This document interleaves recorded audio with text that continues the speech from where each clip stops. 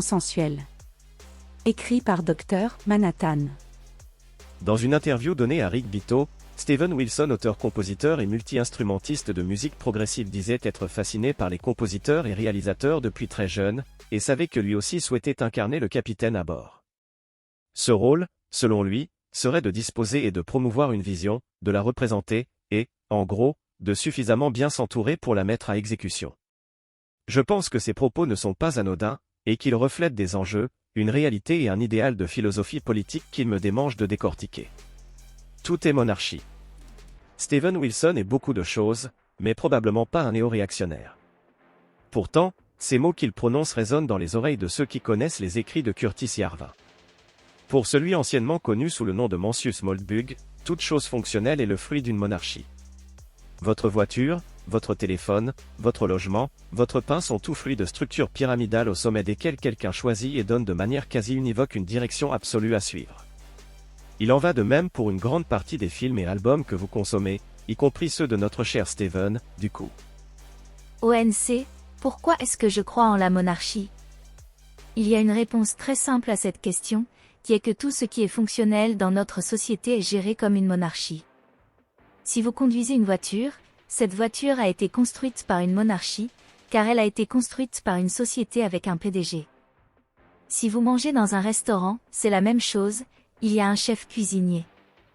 Maintenant, ce PDG et ce chef cuisinier peuvent être responsables de manière particulière, le PDG est responsable devant un conseil d'administration, le chef cuisinier est responsable devant le propriétaire du restaurant, mais c'est toujours une monarchie parce que cette responsabilité ne se transforme pas en microgestion. Le conseil d'administration ne microgère pas le PDG, le Canada veut que le PDG produise des résultats efficaces. Curtis Yarvin, 2022, Curtis Yarvin on the Monarchy as a Way to Be. En partant de là, les monarchies sont nombreuses, et en réalité, elles nous entourent, elles constituent l'essentiel des structures sociales productives qui nous entourent. Et effectivement, ce qui frappe, c'est leur nombre mais c'est surtout ce qui fait leur force, nous y reviendrons. L'erreur de Popper. Un problème avec la monarchie en tant que modèle politique demeure la préoccupation popperienne concernant les mécanismes de la correction des erreurs, qui lui manqueraient, ce qui peinerait à en faire un système d'organisation sociale durablement fonctionnel et efficace. Selon lui, un bon système politique tout comme un bon système de création de la connaissance, c'est-à-dire, la science est un système faillibiliste, autrement dit, qui soit capable de corriger les erreurs. La question, qui doit gouverner?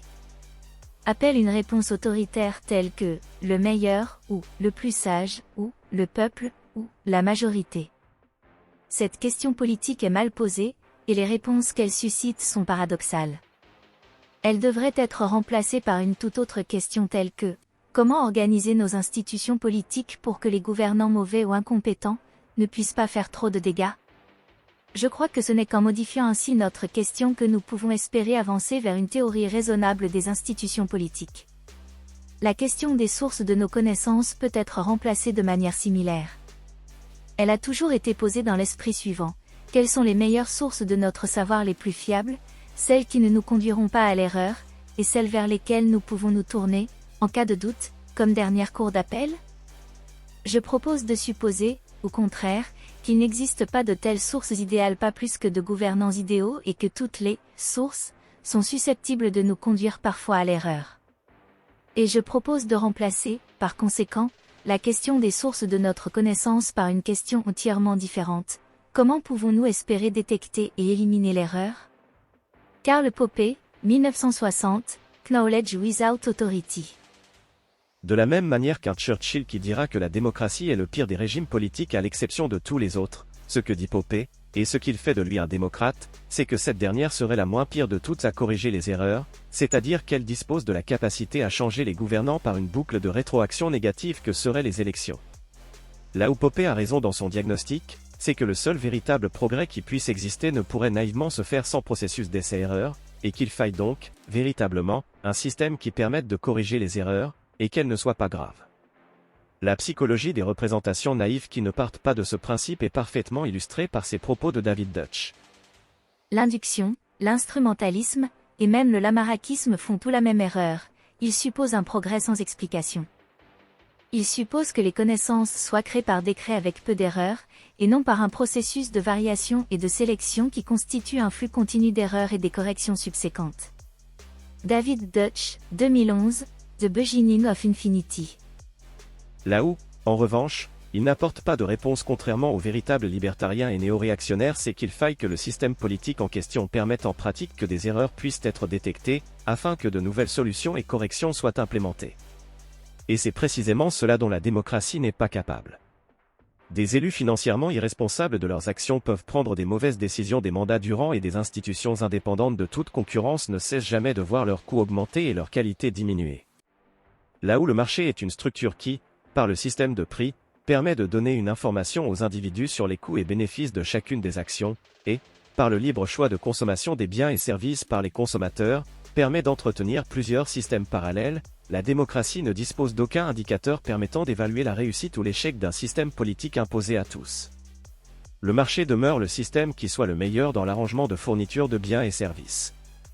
Les consommateurs ne déterminent pas seulement en dernier ressort les prix des biens de consommation, mais tout autant les prix de tous les facteurs de production. Ils déterminent le revenu de chaque membre de l'économie de marché. Les consommateurs, non pas les entrepreneurs, paient en définitive ce que gagne chacun des travailleurs, que ce soit la vedette illustre ou la femme de ménage. Chaque franc dépensé par les consommateurs détermine la direction de tous les processus de production et des détails d'organisation de toutes les activités professionnelles.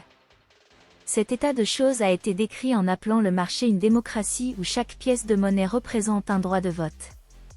Il serait plus exact de dire qu'une constitution démocratique est une combinaison qui cherche à donner aux citoyens, dans la conduite du gouvernement, la même souveraineté que l'économie de marché leur donne en leur qualité de consommateurs. Néanmoins, la comparaison est imparfaite. En démocratie politique, seuls les votes émis en faveur du candidat ou du programme qui a obtenu la majorité ont une influence sur le cours des événements politiques. Les votes de la minorité n'influent pas directement sur les politiques suivies. Tandis que sur le marché aucun vote n'est émis en vain. Chaque franc dépensé a le pouvoir d'agir sur les processus de production. Les éditeurs ne travaillent pas seulement pour la majorité qui lit des histoires policières, mais aussi pour la minorité qui lit de la poésie ou des essais philosophiques. Les boulangeries ne font pas seulement du pain pour les bien portants, mais aussi pour les gens malades ou soumis à un régime médical. La décision d'un consommateur est mise à exécution avec toute la force qui lui imprime en décidant de dépenser une certaine quantité de monnaie. Ludwig von Mises, 1949, L'action humaine, chapitre 15, partie 4. Non, un bon système n'est pas celui qui permet de retirer les mauvais dirigeants. Un bon système est un système duquel il est possible de se retirer. Un mauvais système peut demeurer mauvais quand bien même ses pilotes changent. La démocratie ne permet pas de sortie, là où le marché permet de servir une multiplicité de besoins parallèles.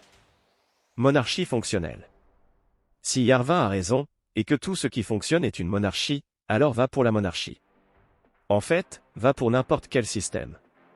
Ce qui est important, c'est que la sécession demeure une possibilité, ou plutôt, une norme.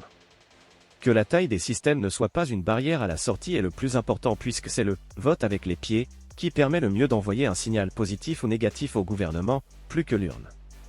Quand bien même Yarvin avait tort sur ce point ou encore sur l'importance pour les actionnaires de l'État néo-caméraliste de détenir des clés cryptographiques pour exercer leur pouvoir de décision en toute sécurité, il a raison sur le point le plus important lorsqu'il mentionne le modèle du patchwork comme un idéal vers lequel tendre, le droit à la sortie, c'est-à-dire à la sécession, aboutirait en un grand nombre de systèmes politiques fragmentés, donc multiples ou particulièrement décentralisés. Ce que je reprocherais, en conséquence, aux idées de Yarvin, c'est qu'elles soient si superfétatoires aux idées réellement libertariennes, et qu'elles n'en restent qu'une interprétation plus concrète possible. Yarvin a peut-être raison. Peut-être que tout ce qui est fonctionnel est une monarchie. Mais ce qui fait que Steven Wilson est un monarque à la tête d'un système artistique fonctionnel et efficace, c'est que ses sujets et collaborateurs veulent être sous son règne et consentent à le faire. Tout ce qui est fonctionnel est une monarchie dans son processus de fonctionnement uniquement, indépendamment des liens qui unissent les individus dans ce système. Ils doivent être unis par-delà le système politique, par un vouloir vivre ensemble, tout en ayant la possibilité de ne pas le faire. Le vouloir vivre ensemble, ou la nation par consentement. C'est ce qu'avait très bien compris Ernest Renan. Selon lui, Une nation est un groupe de personnes qui partagent une histoire commune, une culture commune et un sentiment d'appartenance commun.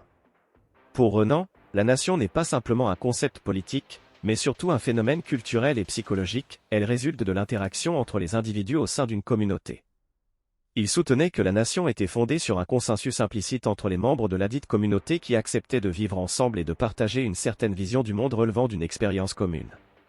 Selon lui, la nation est le résultat de l'action humaine et de la volonté de vivre ensemble, non pas le résultat d'autres facteurs plus déterministes. Renan soulignait également l'importance d'une volonté générale de faire de grandes choses ensemble dans sa définition de la nation.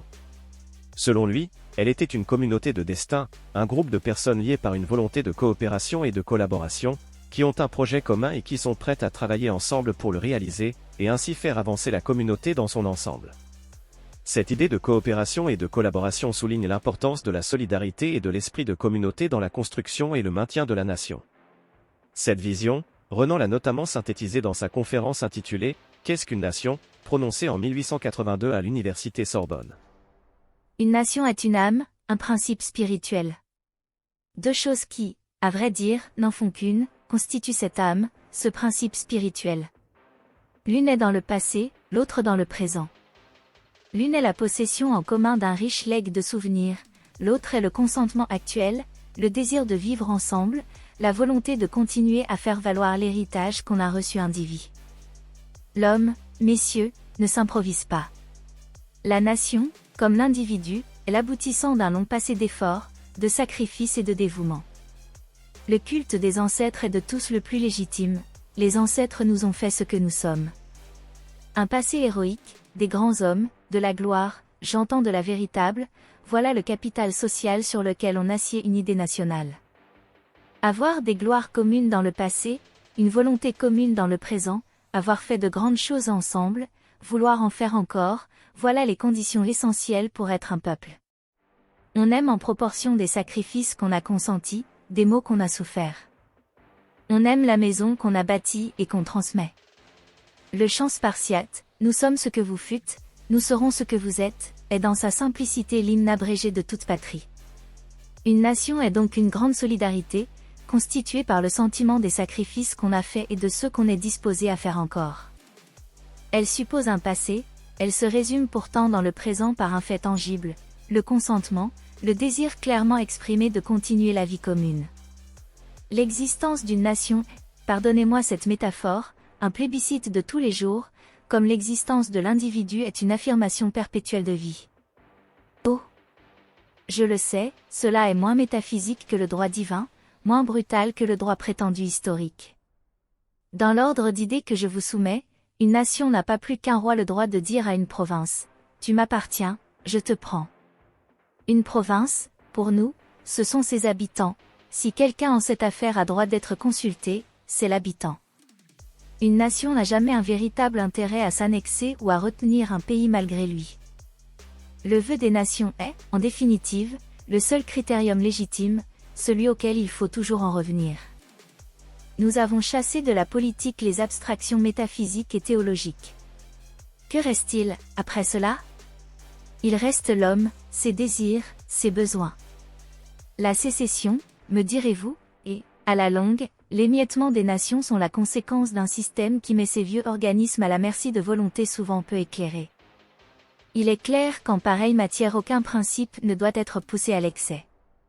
Les vérités de cet ordre ne sont applicables que dans leur ensemble et d'une façon très générale. Les volontés humaines changent, mais qu'est-ce qui ne change pas ici-bas ? Les nations ne sont pas quelque chose d'éternel. Elles ont commencé, elles finiront. La Confédération européenne, probablement, les remplacera. Mais telle n'est pas la loi du siècle où nous vivons. À l'heure présente, l'existence des nations est bonne, nécessaire même. Leur existence est la garantie de la liberté, qui serait perdue si le monde n'avait qu'une loi et qu'un maître. L'homme n'est esclave ni de sa race, ni de sa langue, ni de sa religion, ni du cours des fleuves, ni de la direction des chaînes de montagnes. Une grande agrégation d'hommes, saine d'esprit et chaude de cœur, crée une conscience morale qui s'appelle une nation. Tant que cette conscience morale prouve sa force par les sacrifices qu'exige l'abdication de l'individu au profit d'une communauté, elle est légitime, elle a le droit d'exister. Si des doutes s'élèvent sur ces frontières, consultez les populations disputées.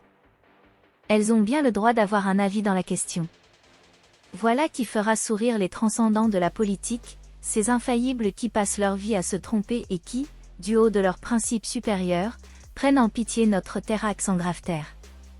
Consulter les populations, fit donc. Quelle naïveté!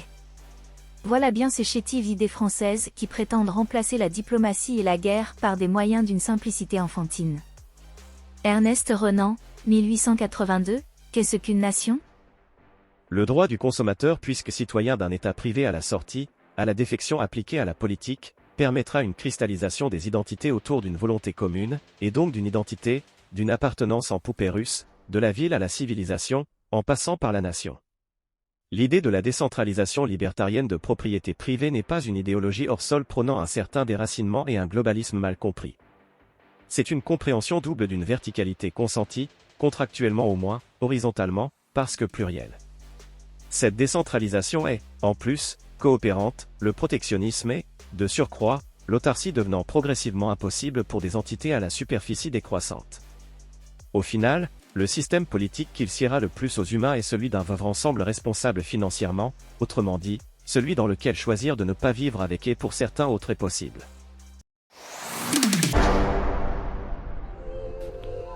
Cet audio vous a plu? Abonnez-vous à notre chaîne afin de recevoir tout notre contenu et soutenez-nous sur Tipeee, le lien est dans la description.